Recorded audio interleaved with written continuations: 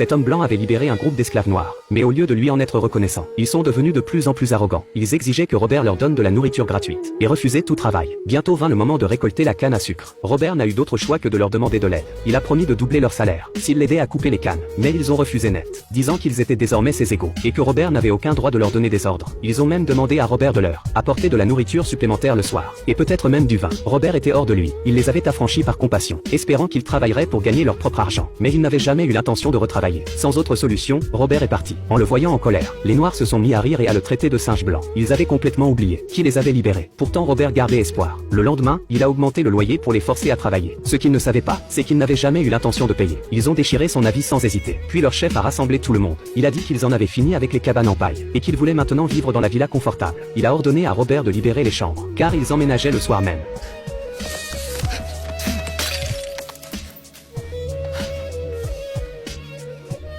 Pour les punir, il a brûlé toute leur maison et les a prévenus qu'ils devaient travailler s'ils voulaient un toit. Effrayés, ils ont accepté de récolter les cannes le lendemain. Ils pensaient qu'ils avaient enfin compris. Mais à son réveil le lendemain matin, ils avaient déjà quitté la ferme. Ils n'avaient jamais eu l'intention de travailler. Robert était furieux. Cette canne à sucre représentait tout pour sa famille. Sa compassion s'est transformée en haine. Même la jeune noire qu'il appréciait autrefois est venue lui parler. Mais il a failli l'agresser. Finalement, il a dû se rendre à l'évidence. La canne à sucre a pourri sur place. Et il est tombé gravement malade pendant un mois entier. Il s'est juré de ne plus jamais faire confiance aux Noirs. Il a fini par abandonner et quitter la ferme. En voyant Robert partir, les Noirs ont cru qu'ils avaient vaincu le blanc. Alors ils se sont installés dans sa villa, passant leur journée à jouer et dormir. Mais comme ils refusaient de travailler, la nourriture a vite manqué à la ferme. Finalement, ils n'ont eu d'autre choix que de fuir pour survivre. Un par un, ils ont été rattrapés par les propriétaires voisins et ont été réduits en esclavage de nouveau. Certains croyaient encore que les blancs seraient équitables comme Robert, mais ils ont été pendus sur le champ. Au final, ils n'ont pas échappé à leur destin de redevenir esclaves.